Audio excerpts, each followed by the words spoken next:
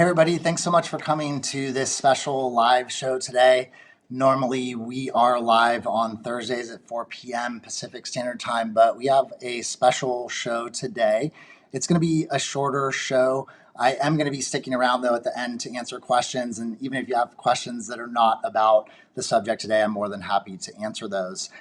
Today's show is going to be a sneak peek of a special one-day workshop that I have planned with my friend John from Marco Learning, and he is also going to be on here as a special guest. We're going to talk about why we developed this workshop and what we envision it being. The workshop is going to be actually this Saturday, January 16th. It starts at 11:30 a.m. Eastern Standard Time, and all the links to be able to register will be down below. And if you have any questions that come up about the workshop, please feel free to ask those throughout the show and at the end. I'll be kind of managing comments. I'm looking on my other computer here. I got my whole workstation set up. So if I miss a question, just please make sure that you ask it again if you want me to answer it. And just a couple of other announcements. So this Thursday, I do have a regularly scheduled show. I'm really excited to be bringing Michael Hernandez on the show. We're going to be talking about reimagining the future of education.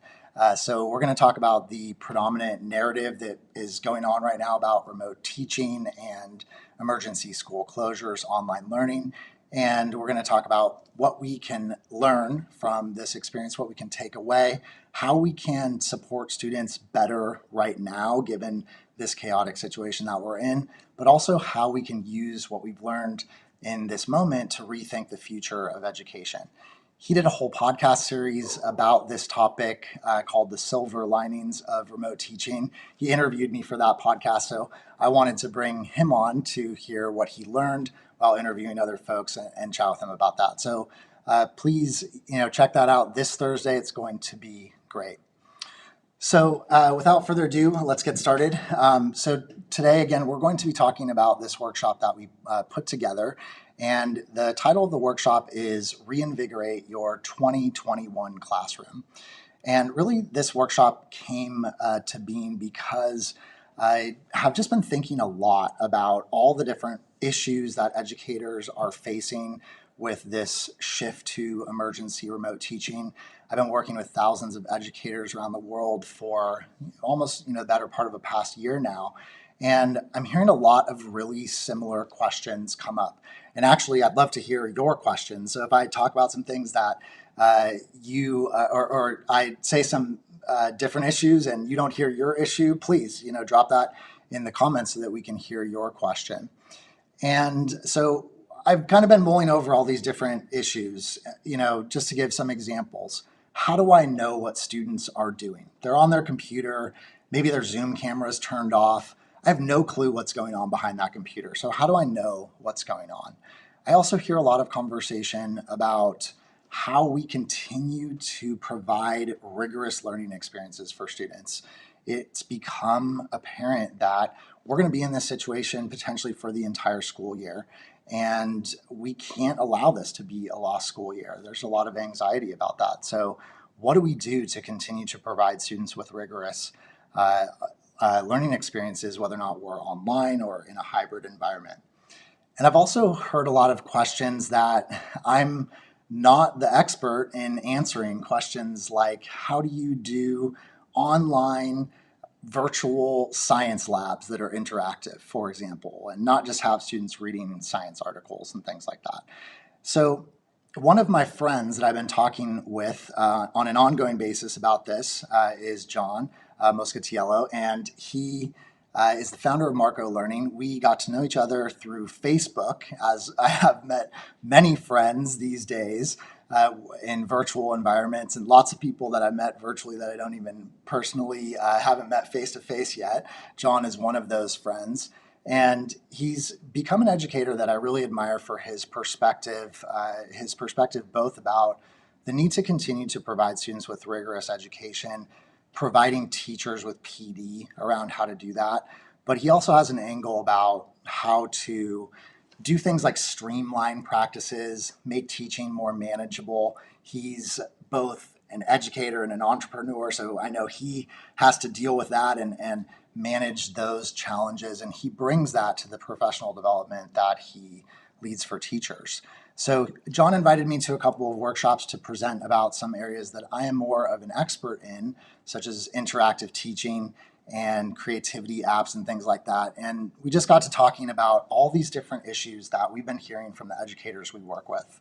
And, as you all know, I also have most of my experience in the middle school sphere, and John works predominantly with AP high school teachers. So he preps AP teachers, helps them develop their toolkit to be able to teach AP classes, and also does some support with students to prep them and get them ready for AP exams. So he kind of has a different perspective, and through talking, we just came up with this essentially list of issues that have just consistently come up in our conversations with teachers. So I want to give a quick preview of some of the material that I'm going to be talking about based on some of the conversations that I've had. So I'm going to hop over here and share my screen really quickly. And first, this is the landing page for our single day workshop.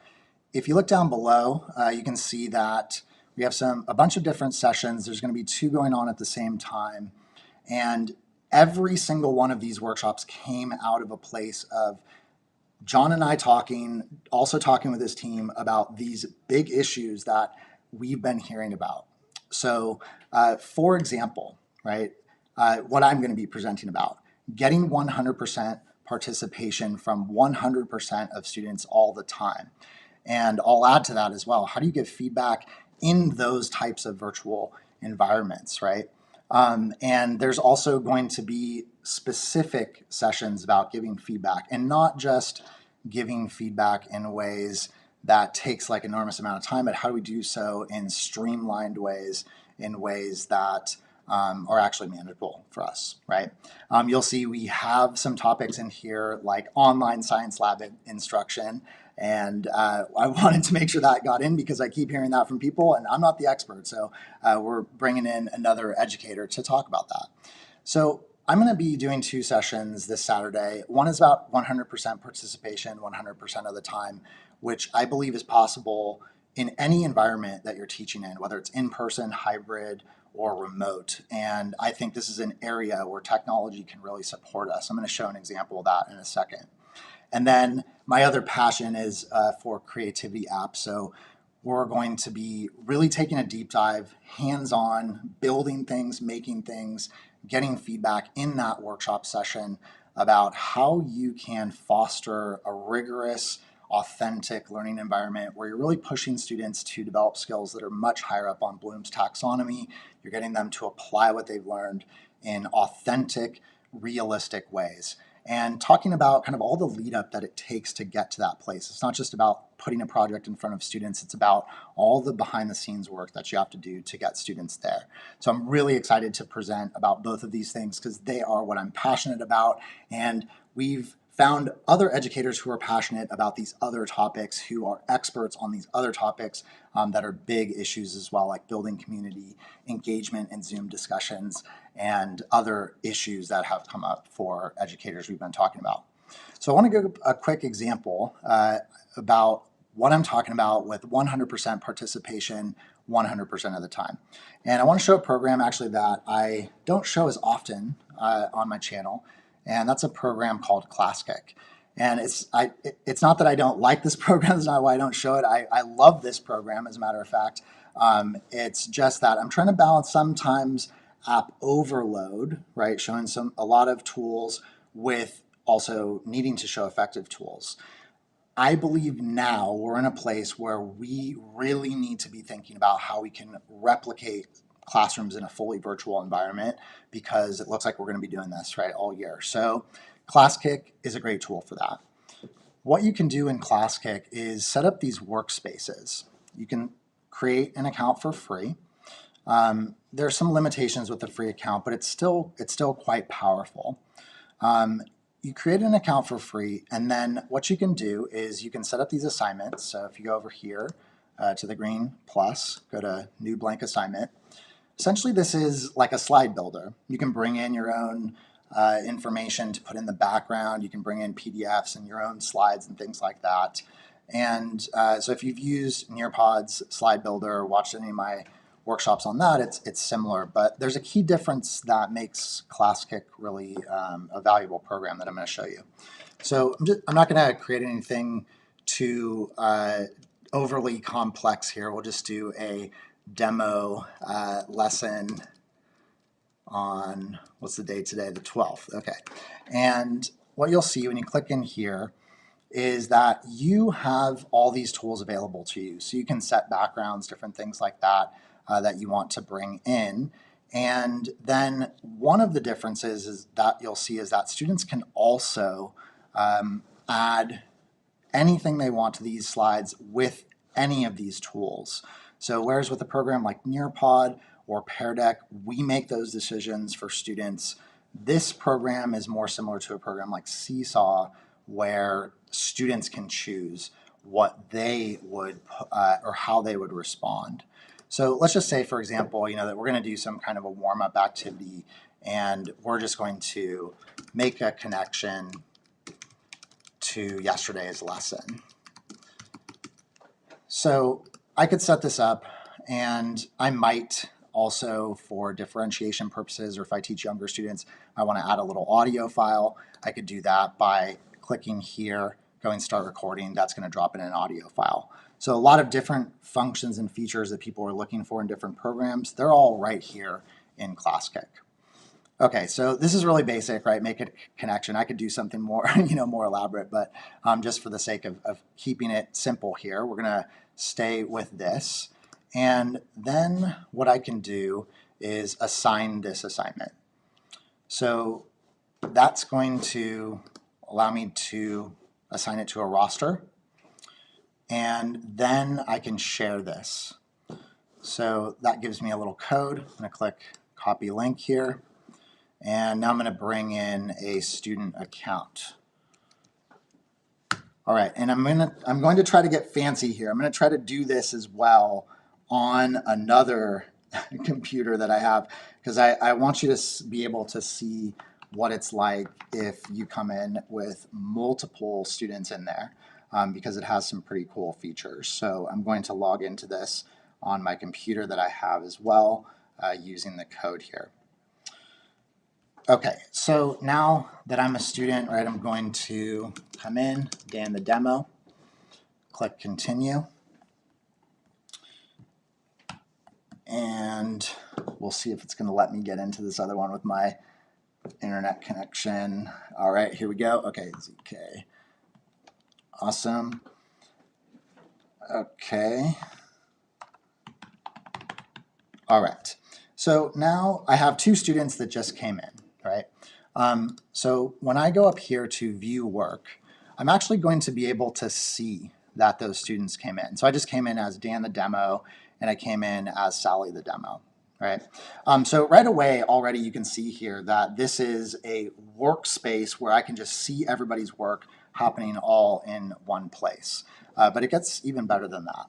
So let's say I am over here, right? Dan is working, and Dan wants to start working.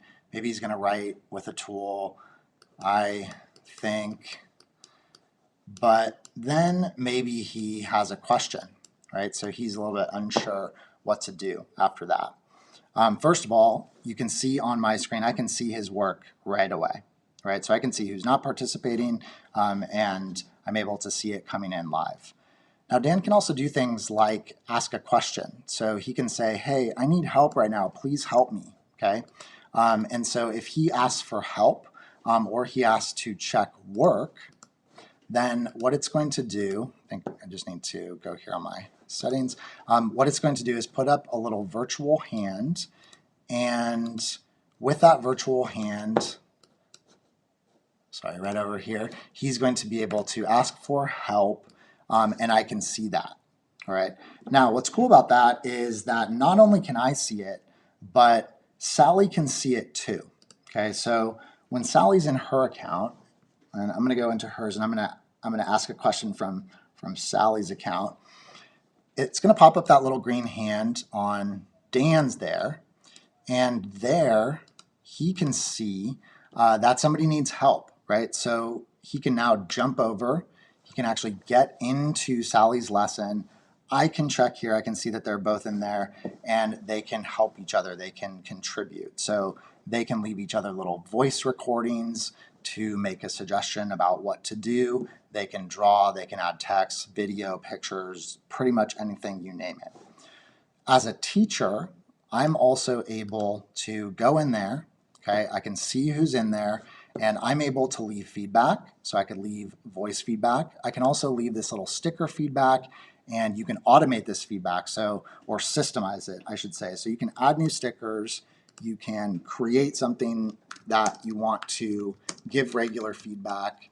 So use evidence to support here, click save. And then you can bring those stickers in as a way to give some quick feedback to your students so that they are able to see what it is that you want them to do, right? So you can leave them that quick feedback, super easy to do that, all right? So this is one of the features, right? So we're gonna see I left them that sticker, now it's gonna show up on the account that the student is in. So one of the limitations of a program, right, like Nearpod, like Pear Deck, is that inability to just get into a student's account, to leave them some quick feedback. You can even record that audio file right there, tell them something that they're doing well right now, you're doing a great job, make sure that you also think about this thing, stop and save, drop in a little audio file, okay, and it's going to show up right there on Dan's screen. Okay, so this is a wide open virtual workspace where you are able to pair up students so that students can collaborate. You can elicit participation and see how students are participating in real time, and you can jump into student workspaces to be able to give them feedback.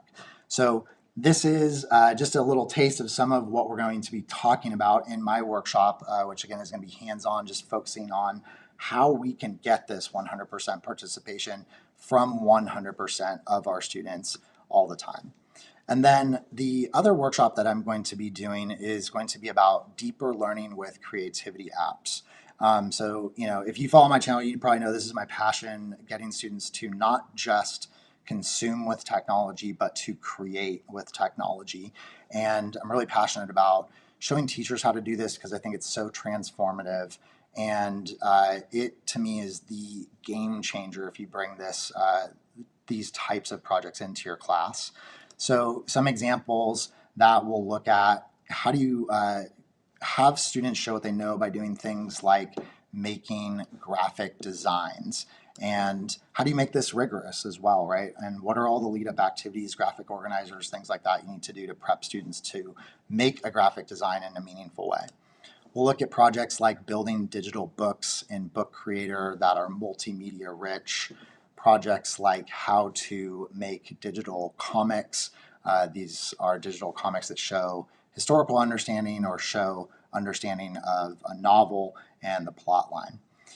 I'll also show, for those who might be interested, some things like how to do work that actually still involves some pencil and paper. So this is a video that we built in class that has actual paperwork.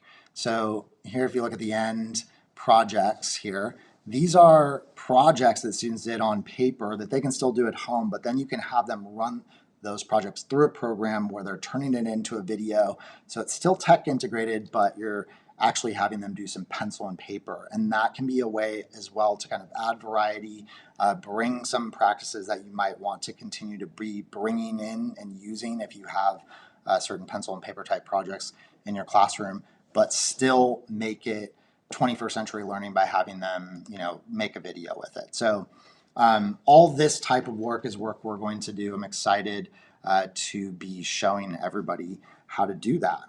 So obviously there's some stuff that, I have more expertise in, and some other areas where I'm not necessarily the expert, particularly in things like high school instruction. Some of what happens in high school, I need to go learn from others, and John is a great person, somebody I've been learning about to build my toolkit in that capacity. And so I'm going to jump over to John right now. I have him waiting patiently on Zoom as I've been presenting, and have him share, as he's been working with teachers in this other realm that he works in, what he's been hearing from teachers in terms of what teachers need, and also hear from John what he thinks in terms of how we can make sure that we are meeting those needs. So what are some pieces of advice that he has? So thank you so much, John, for coming on today. Great to have you. Thank you for having me, Sam. I just want to test my audio for a second. Can everyone hear me? And if you can't, put that in the chat, please.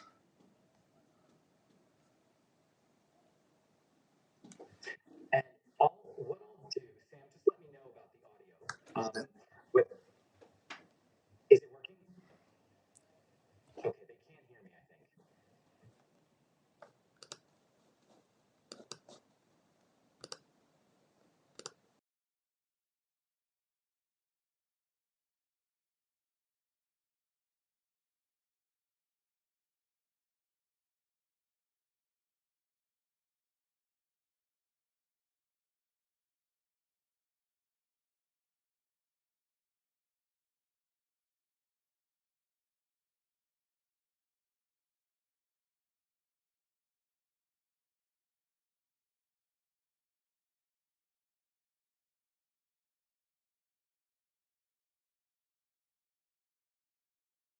Thing here.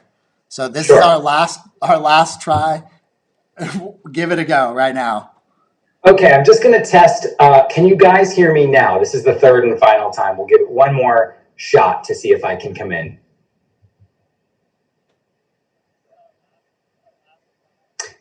Any words, Sam, on whether that's coming through? I mean, there is a lag on the chat. So yes, I think people can hear me. Wonderful. So I'm just going to take a few minutes, everyone. Thank you, and I appreciate your patience with the audio. It's 2021, and tech issues still abound. Sam, I very much appreciate that introduction. I very much appreciate what you've done for the community of teachers around the world. I've seen what an incredible global group we have here. Bienvenidos a todos de Perú y Puerto Rico, people from Turkey and Tunisia. So as Sam said, I'm John Moscatiello. I'm in my 19th year of teaching. I spent many years working at the Princeton Review, helping students and teachers prepare for tests. I currently teach at a school here in central New Jersey where I live. I teach 6th, 9th, and 12th grade, and I run Marco Learning. I'm also a college admissions counselor at my high school, so I'm busy, and I need to have an almost clinical approach to my time to get through the day. This has been the longest year of my life, and I have spent with Marco Learning. We just talked to tens, hundreds of thousands of teachers, students. We have so much support that we need to be giving out to the AP community. The Advanced Placement Program, for those of you who are familiar with it, it's a series of, it's sort of like the IB at the international level. It's a series of exams that allow students to earn college credits. There are something like 5.5 million AP exams that are going to be administered this year. Notably, Sam, they're going to be administered in an online format or a digital format that we're still learning about. Right. So it's a really interesting kind of journey we're on, figuring out tech in our classrooms and figuring out tech for the exams themselves. And I'm really excited about the event we're doing this Saturday because we are going to be combining the technological rigor, what you're talking about building as a foundational structure of people's programs with some of the kind of almost economic and business level approaches to people's time. And that means things like there's going to be a session that Katie Upton leads about delivering efficient feedback. And Katie is a teacher based out of Texas. She's been doing this for 15 years, and she has something like 180 students. AP English language, AP research.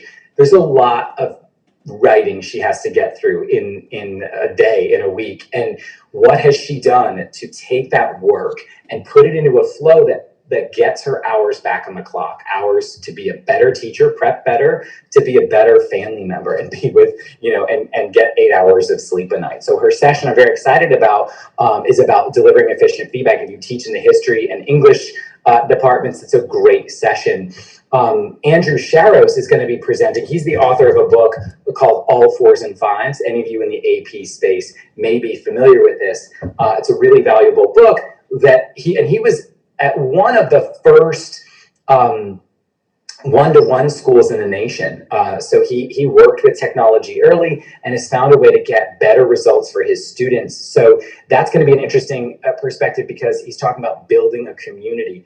And I don't know about you guys, but one thing that's been really damaged in this past year is community. So the school that I work at, Andrew's school, have done a lot of really aggressive moves to build community among students. Because look, all these questions about student engagement and why don't my students want to come to class? Why is it this blackout? Like nobody's got their cameras on, everyone's muted. That has to do with being drawn into the social dynamics. So Saturday's workshop and what we do at Marco Learning is very much about cultivating community, sustainability for teachers. Now, I really like this kind of yin and yang that will balance things out in the session, because we're going to be down in the weeds with individual tools, but also up at that 30,000 foot view to say, what am I doing with my time? Why am I spending 4.5 hours writing out all this feedback my students aren't going to read? What can I get done in 1 hour and get those hours back on the clock? If we don't think like this, it's going to be another semester like this. And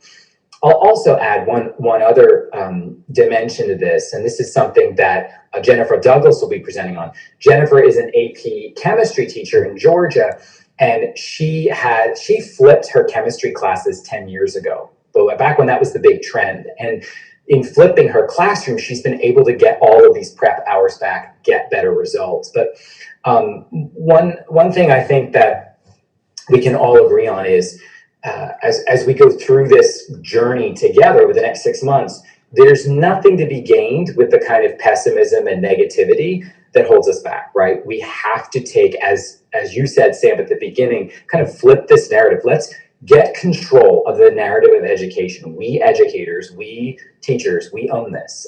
So we set the tone in our classroom.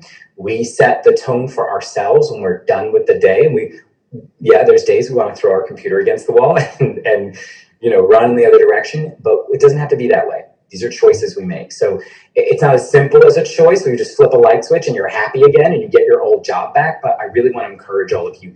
This is about, as we say in the title of it, reinvigorating your classroom. Let's find what we love about this. And I think another thing, a final thought I'll leave you with here, Sam, is when the pandemic struck in March, and I was in, actually, you were talking about Facebook groups. You were in the Marco Learning Facebook group, and we got to see, you were providing all these great resources for our teachers there.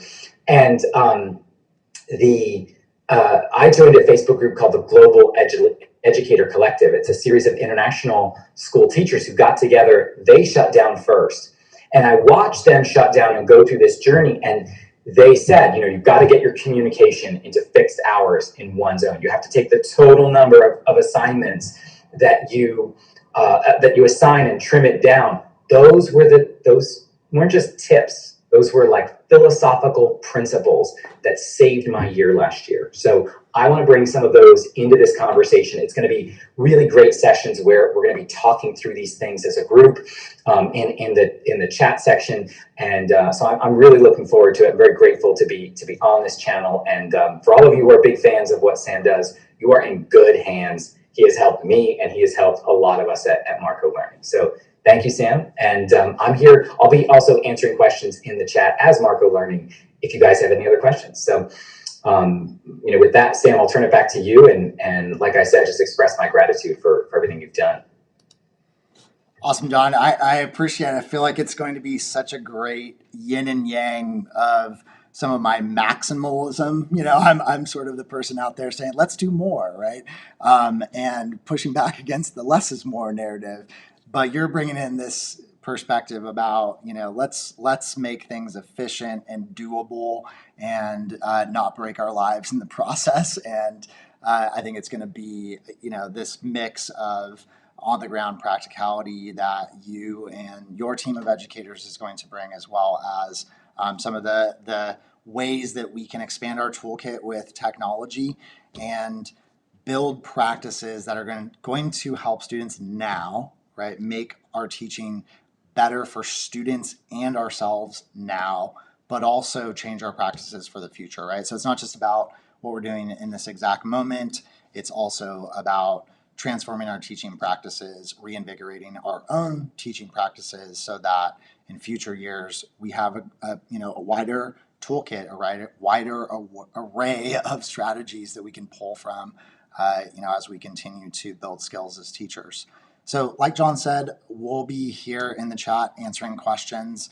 I'm happy to answer any questions that come through. Right now, I'm only able to look at the YouTube stream. If you're on Facebook, I apologize. I'm still having an issue pointing my comments from all the different streaming platforms. But if you have any questions, feel free to let us know. And if you have any questions that are not about this workshop, but you just are on and I'm here to answer questions and you want to ask me something, feel free to ask as well. And as I'm just looking to see if any questions come in, I'll just give a couple reminders. So Saturday, we're having this workshop January 16th, and it's going to start at 11:30 Eastern time. We're going to kick it off with a kickoff session, and then there'll be we want them to be intimate workshops where we get to do hands-on work with educators, 2 that are happening at the same time. If there are 2 you want to go to and you can't go to both, they're going to be recorded, so you'd be able to access those at a later time as well. So hope you can join us for that. And then just a reminder, this Thursday, super excited for my live show with Michael Hernandez. Going to be another interview. We're going to be talking more philosophically about how we can use this moment in education to reimagine the future of education. So very much looking forward to that. And there's a comment came through, John, I know you can hear me, that Michelle says she's very excited about the high school component, and that's something I'm excited about as well, coming from a middle school background, just having some other folks that are experts in that regard. And then Michelle is also asking how to register, John. So there's a link, John, if you wouldn't mind dropping it in, but there's also, a link in the video description, and we'll pin a comment to the video as well. And feel free to reach out to me or to John. We'll put our contact information if you're interested in asking us any questions to learn more about it. This is a great question. Actually, one that, John, that we talked about beforehand about. The question is from Jasmine Muro, and she's asking whether or not the workshop is applicable to professors. So John and I actually had a conversation, right, about whether or not we wanted to kind of say it was for college. And I'd say yes, definitely. So, I think anything that's applicable to AP high school and, teaching is definitely, I think, going to be applicable to college. And from my perspective, I run workshops for students or for teachers across all grade levels and subject areas. And I actually do a lot. In fact, I just got done doing a two-day PD for community college. So I do a lot of work with colleges as well. John, you want to speak really quickly just to that about kind of how you see the work that you do and the work that your educators do relating to college instruction as well? Yes, I think one of the things I just mentioned in the comments here is that I taught at the university level. And just let me know if you can hear me in the chat. I want to make sure that that everyone is getting good audio. So I taught as a TA at the University of Notre Dame years ago, and that was really where I learned how to run a discussion. So one of the sessions I'll be running at the end is about leading Socratic seminars, leading discussions online in Zoom. And it was funny because I taught at Notre Dame between 2008, 2010. I was then the national tutoring director for the Princeton Review. That was my other job when I was a full-time grad student. But I was trained in the primitive technology of online learning back then. And Sam, I can tell you, it was horrible. Everything lagged. There was your voice would get transmuted into squirrel voice. Nobody felt comfortable with it, but there's really never been a better time to teach online. And the Socratic seminars I run, I got my 6th, 9th, and my 12th graders. I had a class of 9th graders this morning, and we had a hopping discussion. It was dynamic and interesting. It was bouncing back and forth. I'm going to show you how I do that in this session. So, yeah, and Michelle, the session with for what you're talking about, there are 140 students in your class, and you are in English. That is exactly Katie Upton's day every day. She's got, I think, 140 AP English students and 45 AP research students. We've got to get these hours back. So she uses technology. She uses tools that are built into Canvas and Google Classroom and the systems she's used, but she also has changed the nature of the work she does to get that time back. So that applies to university professors, high school students, high school teachers, middle school teachers, all of us working in the trenches with this. So for those of you who are registering, I look forward to seeing you, and definitely be in touch with us at Marco Learning. We do professional development on our Facebook page and on our website. And if you're an AP teacher, definitely reach out. One of the best ways, I'll just put this in the comments now. You can also email us at support@marcolearning.com. If you've got any technical questions there, I'm happy to answer them. So thanks again, Sam, for having me. And I hope that this session's been useful and encouraging. I'll say as a final thing, when we wrap up with all of this, really for everyone out there, you are doing some of the most important work of anyone during this pandemic. I mean, medical workers are suffering tremendously right now, but we have been entrusted with the children of the world. And I take myself very seriously in the work that I do, in the vocation I have. And no matter what happens, no one can take that away from us. We control our own perception of ourselves, the tone of our classrooms, and the sacredness of the work we do. So I really encourage you, take heart. We're going to get through this, and I hope I'll be seeing you around. And Sam, I hope to come back on your channel again in the future and speak to such a great audience. So thank you, everyone. Definitely, yeah, and thanks for being here, John. And I always like to leave as well with that. That's a perfect segue into my message for everyone as well. I'm always blown away that there are people who on their free time show up for PD essentially through YouTube, through whether it's a live show or video tutorials, and how dedicated you all must be to be doing that. And really commend everybody for just that. Really taking on, I'm going to keep learning, I'm going to keep growing my practices for the sake of my students. And so you all are awesome, know that, and hope to see you on some future live shows, future comments. As always, you can always suggest any videos, live shows, things like that you want to see in the comments. I'm trying to make all of the work that I do responsive to your needs. And I hope to see you on Saturday for our Reinvigorate Your 2021 Classroom Workshop. So have a great evening or afternoon or morning if you're around the other side of the world, and hope to see you next Thursday as well as Saturday. Bye, everybody.